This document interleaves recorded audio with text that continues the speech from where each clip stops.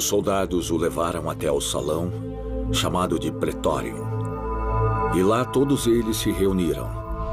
E eles o vestiram de roxo e fizeram uma coroa de espinhos e a colocaram em sua cabeça e começaram a saudá-lo.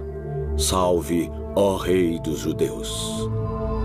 E eles o machucaram na cabeça com os espinhos e cuspiram nele e se ajoelharam para idolatrá-lo. Em busca do tesouro sagrado. Religião. Ciência. Tradição. Teologia.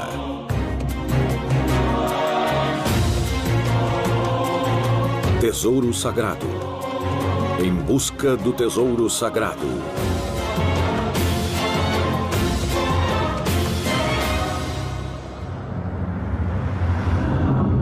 Em busca do tesouro sagrado.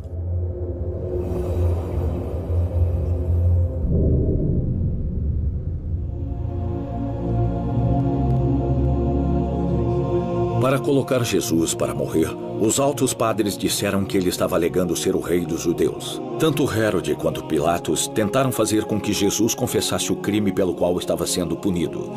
Para fazer uma zombaria dessa acusação, os soldados romanos o vestiram com um manto roxo e uma coroa de espinhos. Depois da cruz, a coroa de espinhos é o segundo símbolo mais popular do cristianismo. Mas o que aconteceu com esse objeto de zombaria que se tornou uma relíquia e aproximou todos os cristãos?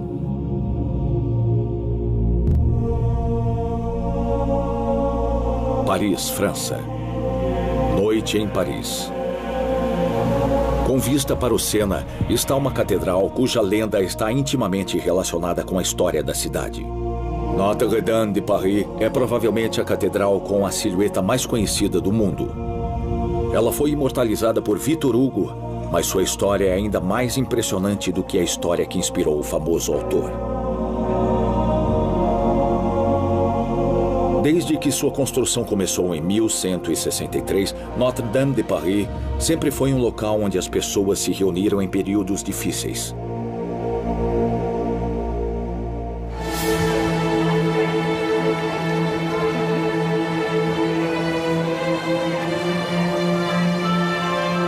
Hoje é a primeira sexta-feira do mês, e hoje existe no ar o entusiasmo na Notre Dame, assim como sempre existe todos os meses.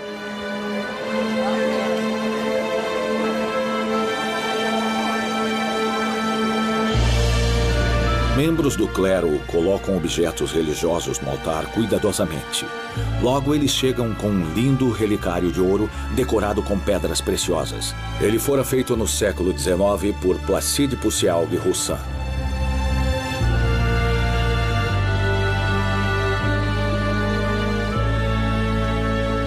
O objeto em formato de copo é montado em 3 estatuetas, cada uma sentado em um trono. Uma dessas figuras é Santa Helena, mãe de Constantino e, de certa maneira, a mãe de todas as relíquias associadas com Cristo. Próximo a ela está o rei Balduin II, o último imperador latino de Constantinopla, e, finalmente, o rei Luís IX, conhecido como São Luís. Em suas mãos ele segura a coroa de espinhos, e por mais surpreendente que isso pareça, o lindo relicário possui a coroa sagrada de espinhos, que é a mesma coroa que Jesus usou na cabeça enquanto caminhou pela estrada até Gólgota. À esquerda desse relicário, que domina todo o altar, existem 2 relicários menores, um deles contendo um prego da Paixão de Cristo e o outro uma peça da cruz original. Às 3 horas, Notre Dame está preenchida pelo som das vozes cantando Glória e Aleluia. A cerimônia de veneração das relíquias está apenas começando. Homens vestidos em longos mantos brancos caminham vagarosamente rumo ao altar. Seus mantos são adornados com 5 cruzes vermelhas, uma cruz grande e 4 cruzes menores, uma em cada ponta da cruz maior. Essas cruzes simbolizam as 5 feridas de Cristo, 2 nos pulsos, 2 nos pés e uma na lateral. Esses dignitários representam a Irmandade da Ordem dos Cavaleiros do Santo Sepulcro, que data dos antigos tempos das Cruzadas. No meio do grupo, um padre se aproxima do altar e inicia o serviço litúrgico.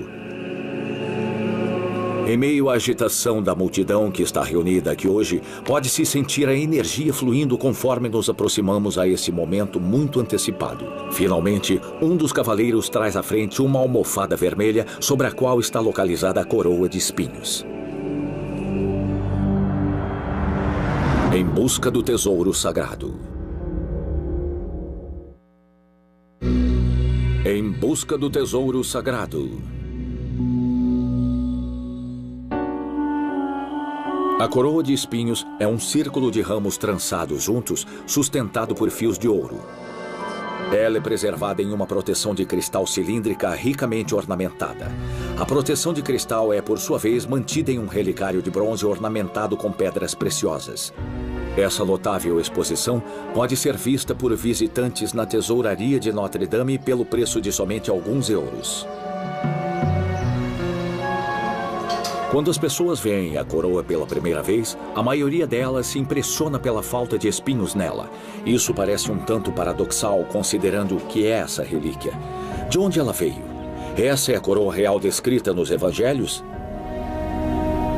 O sudário de Turim tem marcas de plantas que foram feitas enquanto o corpo estava sendo preparado.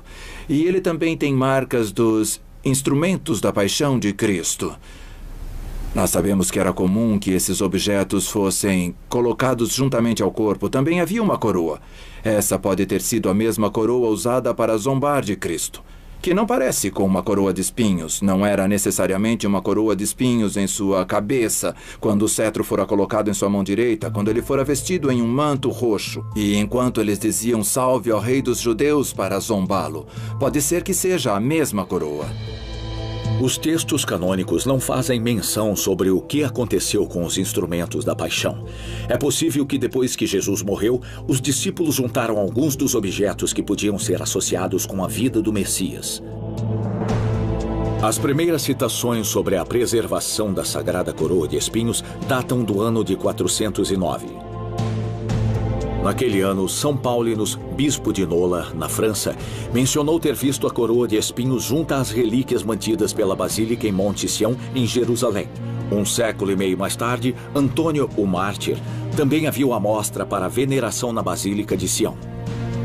No início do século IV e durante esse mesmo século, existiu a observação do aumento da veneração dos mártires, e isso se tornou uma atividade religiosa mais oficial, por uma razão muito simples. A igreja se tornou mais e mais tolerada durante o século IV, e no final desse século, sob o reinado de Teodósios, pouco antes do ano 400, as coisas tinham mudado completamente. O Império Romano era agora oficialmente e em princípios completamente cristão, com exceção de alguns rebeldes obstinados. O resultado foi que a veneração dessas relíquias podia ser expressa mais livremente. Entretanto, entre o 7º e o 10º séculos, as relíquias de Jerusalém foram gradualmente transferidas para Constantinopla, uma cidade que era protegida pelo mar e por suas enormes muralhas de pedra. Os reinos cristãos da Europa estavam afundados com a divisão. A autoridade moral da igreja estava sendo continuamente questionada. A nomeação dos papas era influenciada pelos estados mais poderosos. A igreja enfrentava muitos movimentos de reforma e, na verdade, ela estava tentando se estabelecer como uma líder do mundo europeu naquela época. E, nesse contexto, a igreja acabou enxergando uma verdadeira oportunidade de ouro para promover seus próprios interesses, ao mesmo tempo em que reunia os cristãos com uma meta em comum, que eram as cruzadas, que se tornaram um risco em conjunto, unindo todos os cristãos contra um inimigo externo. Em 1096, existiu um movimento dentro da igreja que iria mudar o rumo da história. Quando o Papa Urbano II apelou para uma cruzada em 27 de novembro de 1095, eu acho que ele surpreendeu todas as pessoas, ou ao menos os fiéis que estavam reunidos em Clermont, no sul da França. Fontes dessa época relatam que a reação do povo foi espontânea e muito positiva. Tanto que dentro do tempo de poucos meses já havia dezenas de milhares de cruzados se dirigindo até a cidade sagrada.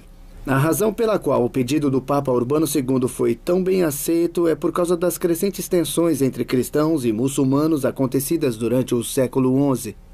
Por exemplo, existia uma percepção pelo Império Ocidental de que os muçulmanos estavam invadindo cada vez mais o território cristão.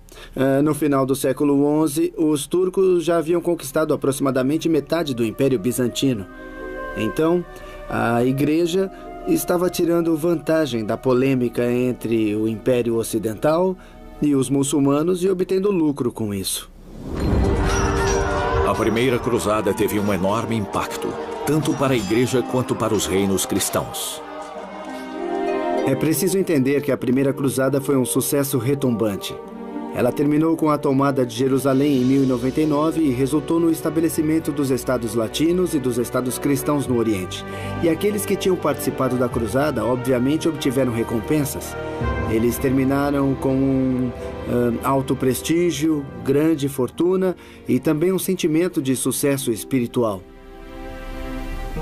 Para os senhores feudais e os membros da nobreza, a atração e a recompensa por sua contribuição foi sem dúvida de natureza material, até porque era nisso que estavam interessados. Então eles conseguiram obter grande fortuna quando conquistaram o Oriente, e eles também puderam conquistar, digamos, vastas extensões de terras que foram obtidas dos muçulmanos conquistados.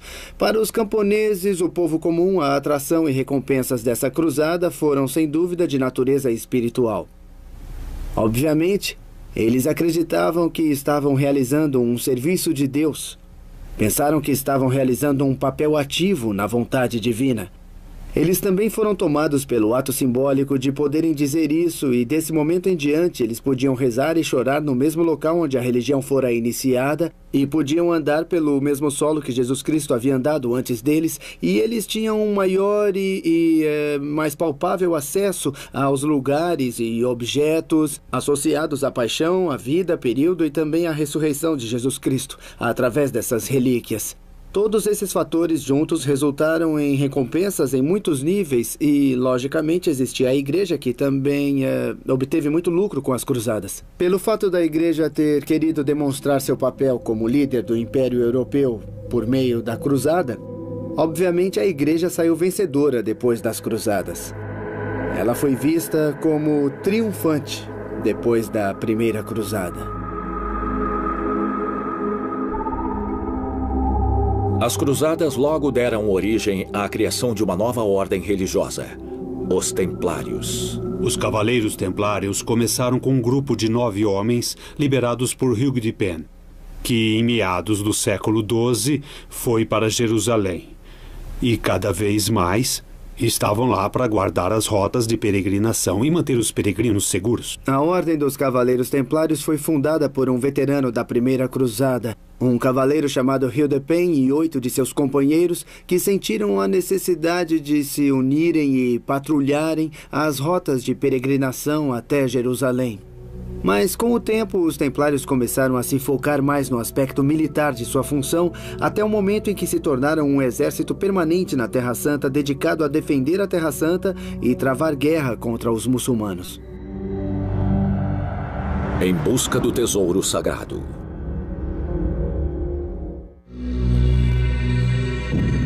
Em busca do tesouro sagrado. Em 1202, o Papa Inocente III convocou uma quarta cruzada contra os muçulmanos, mas nesse período as circunstâncias eram muito menos favoráveis. Pode-se dizer que a Quarta Cruzada foi a ovelha negra de todas as 8 cruzadas oficiais que aconteceram nos séculos XII e XIII. O que é necessário compreender é que a ideia inicial atrás das cruzadas era lutar contra os muçulmanos ou os inimigos da fé cristã. E, em teoria, sob nenhuma circunstância, eles teriam derramado o sangue de outros cristãos. E foi isso que acabou acontecendo na Quarta Cruzada. Eles derramaram o sangue de companheiros cristãos. Os cavaleiros tinham que viajar por uma rota marítima pelo Egito e depois atravessar pela terra. E por isso eles foram para Veneza, onde os venezianos os deram barcos e uma grande quantidade de comida para as viagens. Mas eles não tinham dinheiro suficiente para pagar os venezianos por tudo isso. E conforme é dito, um príncipe grego que havia conquistado o trono bizantino, perguntou se eles poderiam lutar por ele e conquistar Constantinopla para que seu pai pudesse assumir o trono. E, em troca, ele afirmou que os daria muito ouro, porque Constantinopla estava cheia de ouro. Alguns dos cavaleiros decidiram que não fariam isso e alguns decidiram que fariam. E no final eles navegaram nos barcos venezianos. E isso significava que eles pagariam o preço dos barcos. Viajaram até Constantinopla. Depuseram o imperador vigente e colocaram o pai desse príncipe no trono. Mas quando finalmente o príncipe se tornou o imperador, ele também foi assassinado por alguém que queria tomar o seu trono. E esse novo imperador, esse usurpador, disse aos cruzados que não tinha nenhuma intenção de continuar respeitando. Enfim, esse novo imperador não pretendia seguir os comprometimentos que tinham sido prometidos pelo seu antecessor. Pois então, irritados e frustrados pela mudança da situação, os cruzados decidiram cuidar do problema com as próprias mãos e então atacaram a cidade de Constantinopla. Em 12 de abril de 1204, o impensável aconteceu. A cidade de Constantinopla fora capturada pelos cruzados. Naturalmente, esse foi um evento que teve duradouras consequências durante os anos seguintes. Em 1204, Constantinopla, a cidade que estava invicta por 1000 anos, caiu perante o inimigo. Temos que lembrar que Constantinopla era uma linda cidade na época da Idade Média. Era uma cidade dos sonhos. Uma das maiores cidades do mundo cristão, com fortunas abundantes e maravilhas de todos os tipos. As relíquias também eram abundantes. Vale lembrar que a tradição de colecionar relíquias em Constantinopla começou com Santa Helena, que era a mãe do imperador Constantino, o fundador de Constantinopla. A maioria das relíquias que Santa Helena descobriu ao longo de sua vida era mantida na cidade de Constantinopla. Com o passar dos séculos, as relíquias continuaram a ser colecionadas e encontradas e transferidas para Constantinopla pelo motivo, é claro, da constante presença dos bizantinos no Oriente. O número de relíquias ia aumentando em taxa exponencial com o passar dos séculos, primeiramente por causa da cidade de Constantinopla ter se mantido invicta por quase 1000 anos. Por aproximadamente 1000 anos, Constantinopla nunca havia sido conquistada por um exército estrangeiro devido a um sistema de defesa habilidoso, o que significava logicamente que a riqueza da cidade nunca havia sido tocada.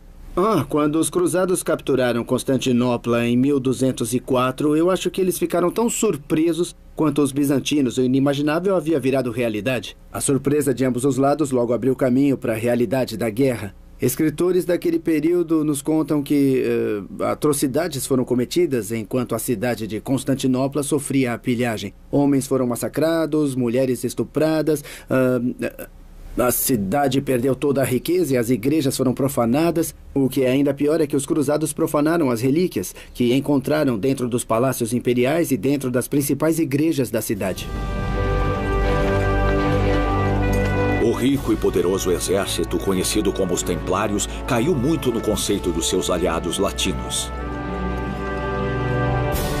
Qualquer homem que se tornasse um cavaleiro templário precisava dar toda a sua riqueza para a ordem. Os indivíduos não tinham direito ao dinheiro, pois ele havia se tornado parte dessa ordem. Eles começaram com o que hoje conhecemos como sistema bancário. Qualquer pessoa que quisesse usar o dinheiro como doação, emprestar esse dinheiro ou mesmo que só fizesse um depósito, o teria destinado aos templários, pois eles tinham a reputação de serem muito confiáveis, já que eram monges, ou seja, homens confiáveis e cristãos. Eles iniciaram com o sistema de cartões de crédito, mas sem usar cartões. Eles também tinham os cheques, onde um peregrino podia depositar seu dinheiro em uma dessas casas dos templários na França e ir até Jerusalém e retirar essa mesma quantidade de dinheiro com a apresentação de um certificado que era escrito de forma codificada por um templário na França. E não somente isso, mas o Papa e a Igreja, que eram muito ricos naquela época, depositavam seu próprio dinheiro, o dinheiro pertencente a eles, em um dos bancos templários. Por isso, os templários tinham o controle de uma grande quantidade de dinheiro da Europa. Quem quer que tenha dinheiro tem poder. Eles se tornaram tão poderosos na Europa que os templários começaram a se preocupar com os líderes ocidentais, que passaram a vê-los como uma força a ser considerada. A riqueza monetária dos templários não era nada comparada com o tesouro da Casa da Fé, que logo seria oferecido a eles. Em busca do tesouro sagrado. Os cristãos latinos tomaram a posse de Constantinopla. Para os bizantinos, aquela foi, sem sombra de dúvida, uma experiência, digamos, humilhante e traumatizante. Mesmo atualmente, na comunidade ortodoxa, qualquer menção à Quarta Cruzada evoca ressentimento devido aos crimes e atrocidades que foram cometidos. Os bizantinos reagiram. Ameaçados internamente, o rei apontado pelos cristãos havia usado seu próprio dinheiro para defender sua autoridade. Os imperadores latinos, que agora dominavam a cidade, se viam liderando uma cidade que era somente sombra do que havia sido. Ela era como um baú vazio que havia perdido todas as riquezas, com exceção de algumas relíquias que os imperadores latinos haviam conseguido manter até antes de terem se dispersado pela Europa, como foi com os outros.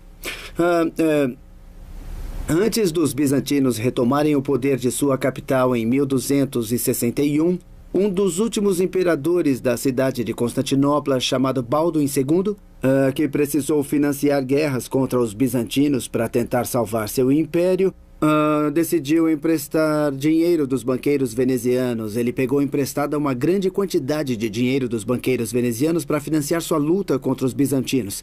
Então, os banqueiros emprestaram o dinheiro que ele precisava, mas pediram uma garantia. Para levantar o dinheiro que ele precisou, o imperador Balduin II decidiu penhorar uma das relíquias que não havia sido roubada da cidade de Constantinopla em 1204. E essa relíquia era a coroa sagrada de espinhos, a coroa de espinhos usada por Jesus durante a paixão de Cristo. Veneza, Itália.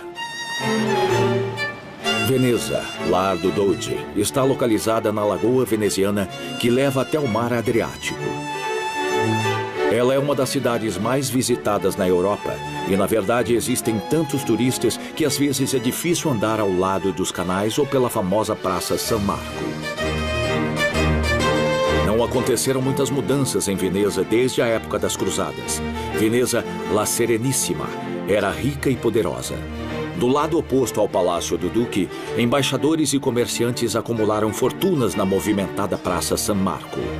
Em 4 de setembro de 1238, esses banqueiros iriam realizar um papel na troca de um objeto muito valioso, a coroa sagrada de espinhos.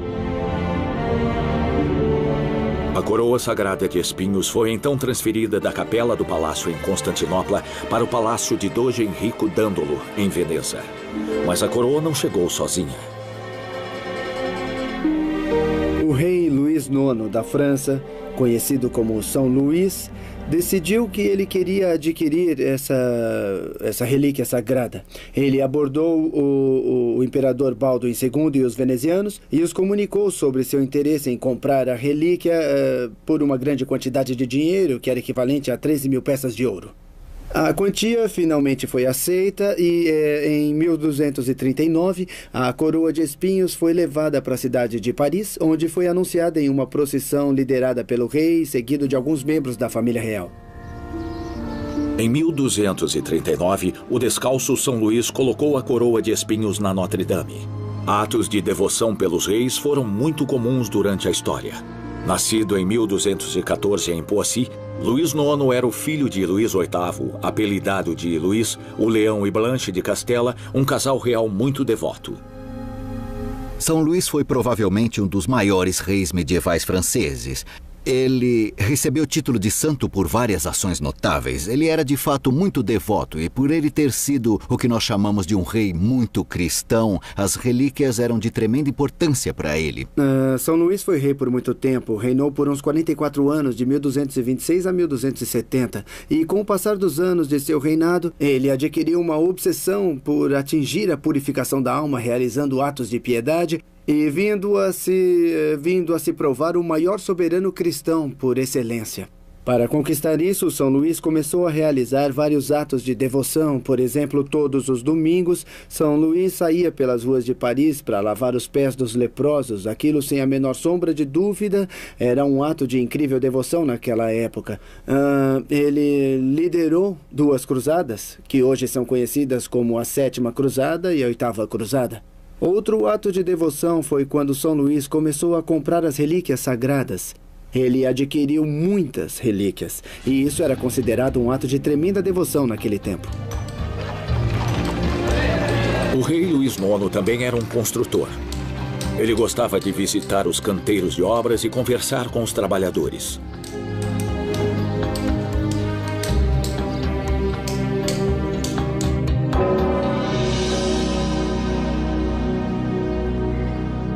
Ele pediu que os túmulos reais da Basílica de Saint-Denis fossem decorados com bustos das pessoas que ali estavam, fazendo os túmulos reais de Saint-Denis os mais espetaculares de toda a Europa.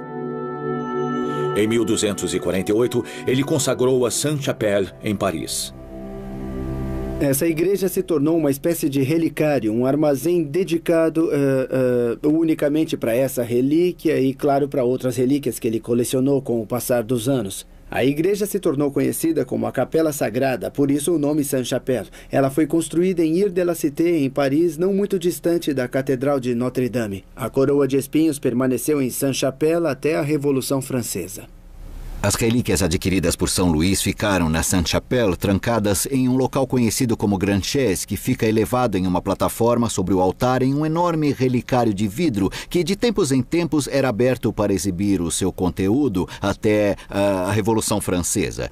Na verdade, pouco antes da Revolução, Luís XVI já tinha prejudicado não as relíquias em si, mas a existência da Sainte-Chapelle como um todo, pois ela era muito cara de se manter. O rei já havia considerado eventualmente levar as relíquias para a Basílica de Saint-Denis. Mas a coroa de espinhos que São Luís levou para Paris não tinha nenhum espinho nela, o que é muito estranho quando se trata dessa relíquia de Cristo. A falta de espinhos na Sagrada Coroa de Espinhos é geralmente atribuída à grande generosidade do rei da França. O soberano havia transformado tantos espinhos da Sagrada Coroa em presentes que agora a relíquia estava completamente sem espinhos. Eu decidi tentar achar alguns desses espinhos. O mais famoso, devido a um milagre atribuído a ele em 1626, foi dado para a abadia de Port-Royal de Champs, próxima a Paris. Mas nos dias de hoje não existe mais praticamente nada do que era a abadia, e parece que ninguém sabe o que aconteceu com esse espinho milagroso. Um outro espinho está em Toulouse. A Basílica de Saint-Sernin fica na parte mais antiga da cidade. Construída entre os séculos XIV e XVI, é a maior, mais famosa e mais bonita igreja romana na região dos Pirineus, a sudoeste da França. Atrás do elevado altar, onde os fiéis podem andar por um ambulatório, uma passagem circular na parte de trás da igreja, algo muito característico da arquitetura romana. Nós estamos entrando no circuito das relíquias sagradas pela mesma porta pela qual os peregrinos passaram durante a Idade Média. E nesse circuito de relíquias sagradas, nós encontramos relíquias de muitos santos que foram venerados durante a Idade Média e 2 criptas onde os mais sagrados deles foram enterrados. Esse é o santuário da Basílica. Mas por que Saint-Sernin? Saint-Sernin é uma variação de São Saturnino, derivada do nome de Saint-Sernin. E essa igreja fora construída para venerar o corpo de Saint-Sernin, o primeiro bispo de Toulouse, que se tornou um mártir aproximadamente no ano 250, durante o reinado do imperador Décius. Uma das paredes desse ambulatório contém vários relicários. Na parede do lado oposto aos relicários, existem portas que levam às criptas. Ela agora é a maior igreja romana do cristianismo. Ela foi construída durante o final do século XI para poder suportar a quantidade de peregrinos que vinha aumentando muito e por Toulouse ser uma parada na estrada até Santiago de Compostela, na Rota Arlé, também conhecida como Via Tolosan, ou La Route Toulousaine em francês. Um grande número de peregrinos vinha para venerar Saint-Sernin e todos os corpos dos santos e relíquias que estavam sendo preservados aqui. Você não pode compreender a religião medieval sem antes entender o significado das peregrinações e adorações a santos, o que se encontrava nos corações fiéis de nossos ancestrais. E é aqui que os mais valiosos tesouros da Basílica são mantidos. Os visitantes podem ver um lindo relicário que contém uma peça da cruz original e um objeto feito de cobre esmaltado do século XII. Também há um relicário que contém um dos espinhos da coroa sagrada. A coroa sagrada foi preservada e, no século XIX, os ourives de Toulouse foram instruídos a fazerem um novo relicário para demonstrar respeito por essa pequena relíquia. O novo relicário tomou o formato de uma torre e uma redoma feita de bronze dourado e cristal, que contém outro relicário que é feito de prata. Foi feito por um dos maiores ourives da época, foi Sanson, no século XIX. Dentro desse relicário está um pequeno frasco de ouro e cristal que contém o espinho sagrado. A relíquia foi um presente de Alphonse de Poitiers, o último conde de Toulouse, que o recebeu de seu irmão, rei Luís IX, conhecido como São Luís, em 1251. O espinho sagrado, protegido por um tubo de cristal, foi colocado num relicário que representa um pequeno templo cercado por 2 anjos que seguram a lança sagrada e a sagrada esponja. Esse relicário depois foi colocado dentro de uma proteção octagonal maior, feita de bronze dourado por Poussielgue-Roussin. Mas durante a Revolução Francesa, eles não somente perderam muitos objetos que haviam sido preservados como relíquias, mas também perderam um enorme número de obras de arte. Algumas das relíquias eram os relicários, estátuas e objetos litúrgicos que foram derretidos por causa do seu valor em ouro e prata. O tesouro de Saint-Sernin poderia ser comparado com o que é hoje Veneza. Em busca do tesouro sagrado. Outros 2 espinhos da coroa que São Luís adquiriu agora estão em Roma, na Basílica da Sagrada Cruz, em Jerusalém, que fora nomeada por causa de 2 relíquias da cruz original. Mas a Capela das Relíquias Sagradas não somente contém fragmentos da cruz, ela também abriga um pedaço do pilar de flagelação, um prego da paixão e 2 espinhos da coroa sagrada. Os espinhos foram presente de uma família em Anjou, na França. Eles vieram de Sainte-Chapelle, onde a coroa sagrada de espinhos estava sendo exibida. Os espinhos eram dos galhos de arbustos de acanto. Eles tinham 9 centímetros de comprimento. O pesquisador David Avinois, um hebreu especialista em botânica e também em ciências naturais, confirmou que esse arbusto tinha espinhos muito fortes, muito resistentes e muito flexíveis, e eram facilmente encontrados ao redor de Israel. Os arbustos cresciam em todos os lugares, e os soldados pegaram alguns galhos para fazerem a coroa para a cabeça de Jesus. Alguns dos espinhos podem ter penetrado o seu escalpo e, se ele tinha qualquer ferida em sua cabeça, podem até ter se alojado completamente. Esses espinhos não são espinhos inteiros, são somente fragmentos de espinhos. O mais comprido tem quase o comprimento de um dedo dobrado. Ele tem até mesmo um buraco, como se tivesse sido usado para costurar algum tecido. Os outros 2 são somente fragmentos, conforme o que é mostrado em alguns documentos antigos. Nós não temos certeza das circunstâncias exatas que levaram à aquisição desses espinhos, porém eles são idênticos aos encontrados na Basílica de Saint-Sernin, em Toulouse, e eles, normalmente, são relacionados com a coroa de espinhos adquirida por São Luís em 1239. Outros espinhos da coroa sagrada de espinhos estão preservados na Catedral de Oviedo e na Catedral de Barcelona, na Espanha. Pode ser que a coroa de espinhos em Paris e os numerosos espinhos espalhados pela Europa sejam as relíquias genuínas da Paixão de Cristo? É difícil de dizer. As relíquias mais veneradas são, obviamente, as mais relacionadas com a Paixão de Cristo, como a cruz, os pregos, a lança, a coroa de espinhos e o seu manto fúnebre. As outras relíquias relacionadas com a vida de Jesus Cristo são o seu manto, alguns coeiros e fragmentos da manjedoura. Em seguida temos as relíquias da família sagrada e dos discípulos. E, por último, as relíquias de santos e mártires que também são veneradas. As relíquias, que acho que todas as pessoas pensam que isso significa restos, têm tamanhos e formatos diferentes. Primeiramente, a diferenciação precisa ser feita entre as relíquias que são corpos físicos ou relíquias que tiveram contato com uma pessoa famosa ou que está associada a ela. Os corpos, logicamente, seriam os restos dos santos Jesus Cristo e a Virgem Maria. E então temos relíquias com as quais essas pessoas tiveram contato e que podiam ser objetos, vestuário ou basicamente qualquer outra coisa que tenha estado em contato com os santos durante a sua vida ou até mesmo dentro de seu túmulo depois da morte. Começando no século IV, autores cristãos como Saint Victrice de Rouen por exemplo, e outros do Oriente, escreveram que mesmo a menor de todas as relíquias tinha o mesmo valor, o mesmo poder e a mesma virtude, como um corpo todo. Mas, na realidade, os cristãos logicamente acreditavam que um corpo inteiro ou uma cabeça tinham mais valor quanto à realização de milagres do que uma pequena peça ou cinzas que não eram quase nada.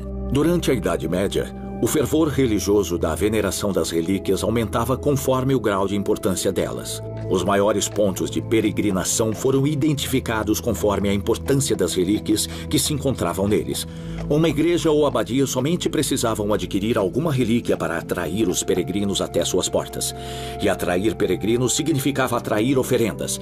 Na arena política das relíquias, alguns objetos de devoção foram quebrados em fragmentos como os espinhos da coroa sagrada ou pedaços da cruz original, para que elas pudessem ser distribuídas para várias igrejas e abadias que estavam sendo localizadas pelo caminho da peregrinação. Claramente, quando prestamos atenção no problema das relíquias, nós sempre nos questionamos sobre quantos podem ser o mesmo objeto. Especialmente quando se tratam de relíquias da cruz original, pois existem fragmentos dela em muitos lugares. Existem muitas outras teorias para explicar essa. Primeiramente, as relíquias foram quebradas em fragmentos. Eu acho que foi Théodore de Cyr que disse que não importa o tamanho do fragmento da relíquia de um santo, pois ela ainda carrega o mesmo valor espiritual para todos os cristãos. Então eles podiam quebrar as relíquias quase que infinitamente, até que não restasse nada além de poeira. Com a cruz, eles podiam pegar um pequeno pedaço e colocá-lo em uma cruz maior, fazendo com que ele parecesse muito maior e mais espetacular. E algumas décadas e séculos depois, eles pegavam um pequeno pedaço de madeira da cruz maior que havia estado em contato com a relíquia e que então também havia se tornado uma relíquia. Então agora não eram exatamente partes da cruz original, mas haviam se tornado relíquias através do contato com o fragmento da cruz original. Eles estavam oferecendo algumas formas de fazer dinheiro às comunidades menores. Algumas vezes, quando uma comunidade não tinha relíquias de Jesus ou algum santo, Deus realizaria uma intervenção divina, como ocorreu em Favernet, na França. Em busca do tesouro sagrado.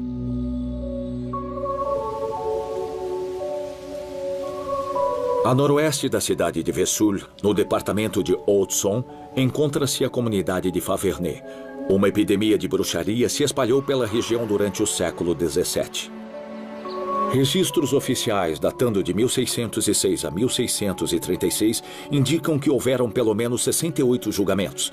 Durante esse período, estima-se que pelo menos uma a cada 100 pessoas, em sua maioria mulheres, foram executadas por bruxaria. Um camponês de Favernet, Benin Cordier, foi queimado na estaca por ter feito um pacto com o diabo.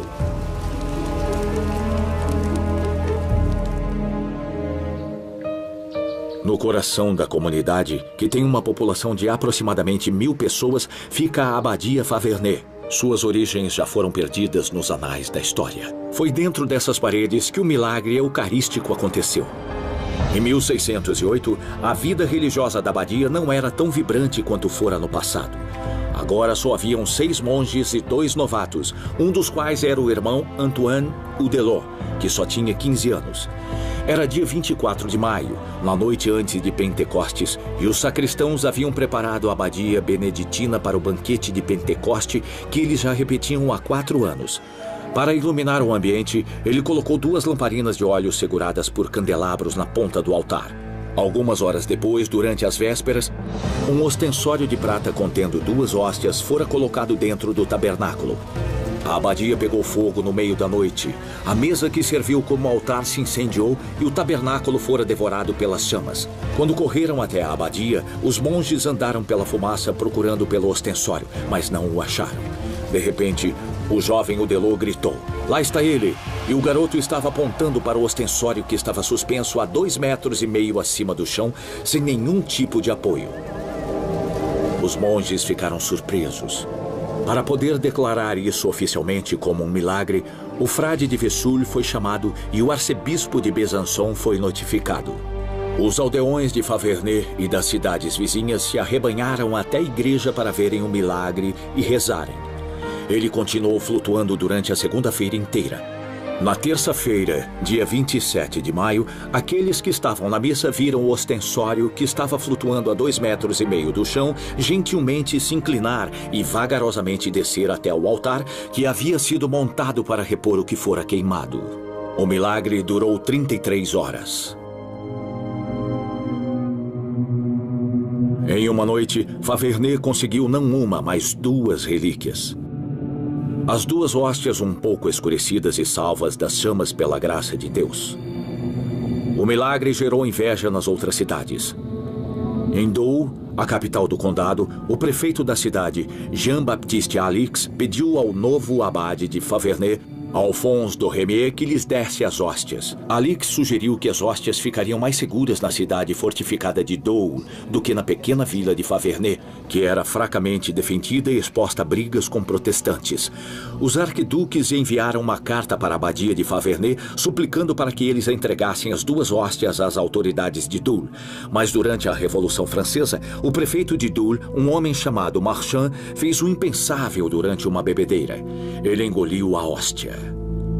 Em Faverney, a outra hóstia escapou da loucura dos revolucionários. A relíquia foi resgatada por um cidadão, Claude François Longchamp, que conseguiu convencer os saqueadores de que eles não podiam destruir a hóstia milagrosa.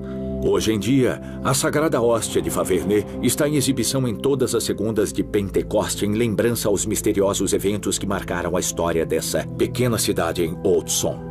Enquanto eu estive visitando Faverney, o prefeito François Laurent e os líderes da abadia beneditina foram gentis o suficiente para quebrar as regras e permitirem que eu filmasse a hóstia sagrada. A veneração de relíquias perdeu a tradição. E além da população de Faverney, não muitas pessoas visitam a abadia para poderem ver a hóstia sagrada. Porém, em 1958, uma conferência eucarística aconteceu em Faverney para celebrar o aniversário de 350 anos do milagre e aproximadamente 20 mil peregrinos fizeram a jornada para se juntarem à celebração e verem a hóstia sagrada. Em busca do tesouro sagrado.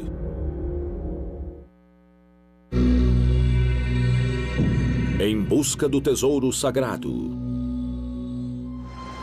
Em um primeiro olhar, quando analisamos a veneração de relíquias, seja com a coroa sagrada de espinhos em Paris, os espinhos na Basílica da Sagrada Cruz em Jerusalém ou com a hóstia sagrada em Faverney, nós temos a impressão de que a Idade Média não foi nada mais que uma exploração da fé das pessoas. Essa é a conclusão imediata.